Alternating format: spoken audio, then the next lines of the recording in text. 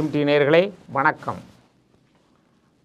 இன்றைய தேவனுடைய வார்த்தைகள், அந்த தெய்வ வார்த்தைகள் எத்தனையோ லட்சம் கோடி இருக்கிறது. அதில் சில வார்த்தைகளை பற்றி நான் கூற விரும்புகின்றேன். மத்தேயு 5வது அதிகாரம் 6, 7, 8 6, 7, 8 வசனங்கள். அதில் பாருங்கன்னா 6 என்ன சொல்லுது? நீதி மேல் பசிதாகம் உள்ளவர்கள் பாக்கியவான்கள், அவர்கள் திருப்தி அடைவார்கள். பாருங்க, நீதின்னா அந்த உலகத்தில் ரொம்ப கஷ்டம். எல்லாருக்கும் நீதியாக இருக்கிறதுக்கு எல்லாத்துலேயும் முடியுமாப்பா? அது ரொம்ப கஷ்டமாச்சே. எப்பேற்பட்ட ஆளாக இருந்தாலும் சரி நீதியாக இருக்குன்னு நினைக்குவாங்க. இன்னும் இருக்கிறார்கள் அப்படி. இன்னும் இந்த உலகத்தில் இருக்காங்க. கஷ்டம்தான்.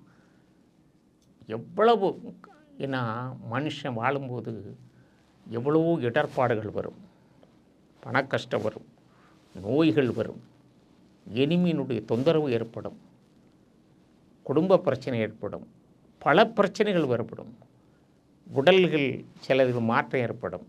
இதெல்லாம் வரும்போது நீதியை விலகிடுவேன். இப்படித்தான் இருக்கணும், அப்படித்தான் இருக்கணும்னு விலகிடுவாங்க. எந்த இடர்பாடுகள் வந்தாலும் நான் போக மாட்டேன், நீதி மேல் தங்குவேன், அதிலே நான் வாசம் கொள்வேன் என்று இருப்பவர்கள் நிறைய பேர் இன்று உலகத்தில் உண்டு. இல்லை என்று கூற முடியாது, இருக்கிறார்கள். யாரையும் நாம் இருக்க முடியாது என்று சொல்ல முடியும். எவ்வளவோ பேர் இருக்கிறார்கள். இந்த வசனத்தில் ஆண்டவர் இயேசு சொல்கிறார், நீதி மேல் பசிதாக உள்ளவர்கள் பாக்கியவான்கள், அவர்கள் திருப்தி அடைவார்கள். பாருங்க, திருப்தின்னா என்னது? சாட்டிஸ்ஃபேக்ஷன். ஒருத்தன் முடிஞ்ச அளவுக்கு நீதியாக போயிட்டான்னா அவனுக்கு சாட்டிஸ்ஃபேக்ஷன் ஆகிரும்னு சொல்லுவார். இல்லாட்டா சாட்டிஸ்ஃபேக்ஷன் வராது. அடுத்த ஒரு வசனம் சொல்லுவார், இரக்கம் உள்ளவர்கள் பாக்கியமானவர்கள், அவர்கள் இரக்கம் பெறுவார்கள்.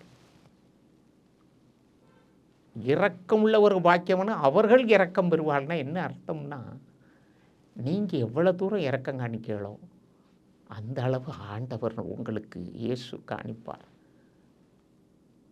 ஹெவன்லி ஃபாதர், பிதா காணிப்பார். ஜீசஸ் உங்களுக்கு காணிப்பார் இரக்கம். ஏன்னா உங்களுடைய இரக்கம் அத்தனை பெரிது.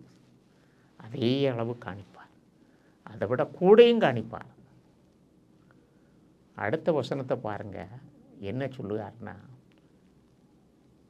இருதயத்தில் சுத்தம் உள்ளவர்கள் பாக்கியவான்கள், அவர்கள் தேவனை தரிசிப்பார்கள்.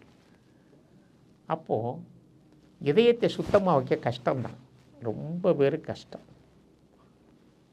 அவர்கள் தேவனை தரிசிப்பார்கள்னு சொல்லுவார். தரிசிப்பார்கள் என்ன, அவரை நேரங்கிறது பார்க்கணும்னு இல்லை, அவரால் உங்களுக்கு கிடைக்கக்கூடிய எல்லா சலுகைகளையும் உங்கள் வாழ்க்கையில் கிடைக்கக்கூடிய இது இருக்கு, அது ஒன்றே போதும். ஒரு இண்டஸ்ட்ரியில் வச்சுருந்தார் ஒரு ஆள். அவர் என்ன செஞ்சாருன்னா, தொழிலாளர்கள்லாம் கூப்பிட்டு ஒரு மீட்டிங் போட்டிருந்தார். அந்த இண்டஸ்ட்ரீஸ் ஓனர் ஒரு கிறிஸ்தவர் நண்பர். எல்லா தொழிலாளர்களையும் கூப்பிட்டு ஒரு தடவை ஆண்டு விழா நடத்தினார். நடத்தும் போது அவர் ஒரு வயதானவரை அழைத்து அவர் அருகில் உட்கார வச்சார். அதே இண்டஸ்ட்ரீஸ் வேலை பார்க்கக்கூடியவர். அவரை உட்கார வச்சுக்கிட்டு தொழிலாளர்களுக்கெல்லாம் சொன்னார், நான் ஒரு கிறிஸ்தவன், நான் எல்லா கிறிஸ்தவத்தில் உள்ள ஆண்டவர் சொல்லக்கூடிய ஜீசஸ் சொல்லக்கூடிய வார்த்தைகள் எல்லாம் கேட்பேன், சர்ச்சுக்கு போவேன், இல்லை, ஆனால் சில சமயத்தில் நான் நடக்க முடியாமல் போய்விடும். ஆனால் எனக்கு தெரிந்த அளவில் 45 வருஷமாக நான் பார்க்குறேன், இதோ இருக்கிறாரே இந்த வயதானவர், கிறிஸ்துவ விவிலியத்தில் வேதத்தில் சொல்லது பிரகாரம் நடக்கக்கூடியவர், எனக்கு தெரிந்த அளவில் அப்படி நடக்கிறார். அவர் தான் இந்த வசனங்களை சொல்லுகிறார். இவர்கிட்ட நீதி உண்டு, இரக்கம் உண்டு, இருதயத்தில் சுத்தம் உண்டுன்னு சொல்லுவார். எப்படி? நீதி உண்டு, இரக்கமும் உண்டு, இதயத்தில் சுத்தமும் இருக்குன்னு சொல்லுவார். இந்த வசனத்தை அவர் சொல்லுவார். ஆண்டவர் இயேசு மத்தேயு 5 அதிகாரத்தில் 6, 7, 8 சொன்னார். உடனே அவர் கண்ணீர் வந்துட்டு அந்த ஆள் வயசானவருக்கு. அவர் சொல்வார், இவருக்கு 5 குழந்தைகள், 5 குழந்தைகளும் நன்றாக இருக்கிறார்கள். இவர் இந்த வசன பிரகாரம் நடந்தார், இன்னைக்கு நடக்கிறார். நான் ஆச்சரியப்படுவேன். சில டைமில் அவரே நான் திட்டிருக்கிறேன், இல்லையா ஒரே மாதிரி வசனப்பிரகாரம் நடக்கிறேன்னு. அந்த அளவுக்கு இருந்தார். இன்னைக்கு நீங்கள் இருக்க தொழிலாளர்கள் அத்தனை பேரும், இளைஞர்கள் இருக்கீங்க, கொஞ்சம் முனியவர் இருக்கீங்க, இவரை ஒரு எடுத்துக்காட்டாதீங்க. அவர் இருந்ததுனால எந்த இடர் அவருக்கு இல்லை. எவ்வளோ இடர் வந்தாலும் இன்னைக்கு நல்லா இருக்கார். நீதியின் மேல் பசி தாகம் உள்ளவர்கள் பாக்கியவான்கள், அவர்கள் திருப்தி அடைவார்கள். அவருக்கு திருப்தி இருக்குது. எந்த திருப்தியோட சாட்டிஸ்ஃபேக்ஷனோடு இருக்கார். Still satisfaction. அடுத்தது பாருங்கள், இரக்கம் உடையவர் பாக்கியவான்கள், அவர் இரக்கம் பெறுவார்கள். இவருக்கு எவ்வளோ இருந்தாலும் மற்றவங்களுக்கு இறக்கப்படுவார். ஒரு தடவை பார்த்தீங்கன்னா இவருக்கு கிடைக்க வருமானம், இவருக்கே பிள்ளைகள் 5 பிள்ளைகள் விட்ட உண்டு. அதில் பாதி சம்பளத்தை ஏழை குழந்தைகளுக்கு ஒரு தடவை கொடுத்துட்டார். எனக்கும் தெரியாது. ஒரு தடவை இவருக்கு கொடுத்தது உண்டு, ரெசிப்ட்டுங்க வந்துச்சு. அந்த பியூனு எடுத்து, சார் பாருங்கள் சார், இவருக்கு கிடைக்க சம்பளமே இவ்வளவு, பாதி அங்கே கொடுத்து விட்டார். என்னால் இவருக்கு பைத்தியமா அப்படின்னு அந்த பியூனு இவர்கிட்ட சொல்லிட்டுருக்கார், ஓனர்கிட்ட. அவர் ஓனர் ஆச்சரியப்பட்டார். நம்மெல்லாம் இத்தனை கோடி சம்பாதிச்சு என்ன புண்ணியம், அவன் குறுகிய வருமானத்தில் பாதியை கொடுத்து விட்டானே.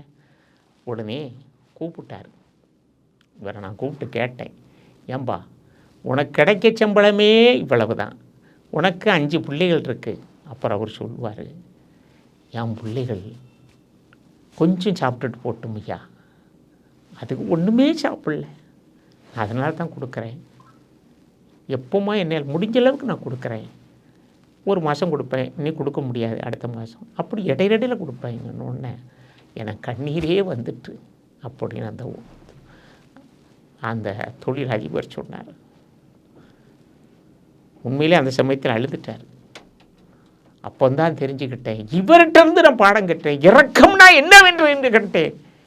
நான் அதை வைத்து நான் இப்பொழுது முடிந்தளவு இறக்கப்படுகிறேன். அதான் இரக்கம் உள்ள ஒரு இவருக்கு எவ்வளோ சோதனை வந்தாலும் கர்த்தர் நிறைய அவரை ஆசீர்வதிக்கிறார். இதுவரை ஆச்சு. ஒரு தடவை அவர் ஒய்ஃபுக்கு உடம்பு சரியில்லை, ஆஸ்பத்திரியில் ரொம்ப சீரியஸு. உடனே நல்லா போனேன். ஆனால் வித்தின் 2 டேஸில் அந்த அம்மா சீரியஸே இல்லாமல் ஆகிட்டு நல்லா ஆயிட்டாங்க. அப்போ தான் நினச்சேன், இறக்க உடையவன் பாக்கியமாக இரக்கம் பெறுவார்ன்னு. அவருக்கு அவ்வளவு இது. அதனால் அவரை நினைக்கும் போது எனக்கு ரொம்ப இந்த வசனங்களோடு அவர் இருக்கார். அடுத்தது என்ன சொல்லுது, நீங்கள் அதாவது இருதயத்தை சுத்தமுள்ள ஒரு பாக்கியமானது அவர்கள் தேவனை தரிசிப்பார்கள்னு சொல்லும்போது இவர் இருதயம் சுத்தம்தான். ஏன்னா இவர் ஆண்டவர் இவர் பார்ப்பார். இனி இவருக்கு என்னெல்லாம் உண்ட வாழ்க்கையில் எதை சொன்னாலும் அவருக்கு நடக்கும். அவர் காண்பார். ஆண்டவரே அவர் பார்த்துருக்கலாம், எனக்கு தெரியாது, நிச்சயமாக அவர் பார்த்துருக்கலாம். இனியும் பார்ப்பார். இப்போ இல்லாட்டாலும் மேலோகத்தில் போயும் பார்ப்பார். ஆண்டவரே பார்த்தது மாதிரி இந்த வாழ்க்கையில் அவருக்கு எல்லாமே நடக்குது. நல்லது நடந்தாலே ஆண்டவரை பார்த்தது மாதிரி தான் ஐயா உலகத்தில். இருதயத்தில் சுத்தம் உள்ளவர்கள் பாக்கியவான்கள் தேவனை தரிசிப்பார்கள். ஆகையினால் தோழர்களே, நீங்கள் இவரை ஒரு உதாரணமாக எடுத்து உங்கள் வாழ்க்கையை மாற்றுங்கள், வேத பிரகாரம் மாற்றுங்கள், உங்கள் வாழ்க்கை ஒளி வீசும் அப்படின்னு அவர் சொன்னார். அந்த தொழிலதிபர். ஆகையினால் அந்த தொழிலதிபர் சொன்னதும் அது மாதிரி வாழ்க்கையில் நடந்ததும் இப்படி எத்தனையோ பேர் இன்னும் இருக்கிறார்கள். இருக்காதவர்களும் இன்னும் நீங்கள் முடிந்த அளவுக்கு நீங்கள் நீதி மேல் பசி தாகம் உள்ளவர்கள் பாக்கியவான்கள், அவர்கள் திருப்தி அடைவான் சொல்லும் மாதிரி நீங்கள் இருங்கள், இரக்கம் கொள்ளுங்கள், நீதி மேல் பசிதாகம் கொள்ளுங்கள், இதயத்தில் சுத்தமாக இருங்கள். இந்த மூன்றும் இருந்தால் முடிந்த அளவு, ரொம்ப கஷ்டம்தான், எனக்கே சொல்லிக்குள்ள கஷ்டம். ஆனால் அந்த தொழிலூர் பேசி இவரை விட்டு உதாரணம் காணிக்கும்போது கேட்கும்போது எனக்கு கண்ணீரே வந்துட்டு. அதனால் நம்ம எல்லாரும் முடிந்த அளவுக்கு போராடுங்கள். ரொம்ப கஷ்டம்தான். அது வென்றால் நீதி, இரக்கம், இருதயத்தில் சுத்தம், இந்த மூணும் முடிந்த அளவுக்கு நீங்கள் ஆண்டவருடைய வார்த்தைகளோடு குடியிருந்தால் தேவன் உங்கள் வாழ்க்கையை மாற்றுவார். நிச்சயமாக இருண்டதெல்லாம் வெளிச்சமாகும். இன்னும் ஏற்கனவே வெளிச்சம் இருந்தால் இன்னும் அதிகம் வெளிச்சமாகும். தேவனுடைய வசனங்கள் சாதாரணமாக என்ன வேண்டாம். நிறைய புயல் வரும், அதை கடைப்பிடிப்பதற்கு எல்லா புயலையும் தேவன் எப்படி நிப்பாட்டினாரோ அதே மாதிரி நம்முடைய வாழ்க்கை புயலையும் அவர் நிப்பாட்டுவார். தேவனால் முடியாத காரியம் ஒன்றுமில்லை. லூக்கா 1:37 கூறியது போல். இத்திர முடிக்கின்றேன். வணக்கம்.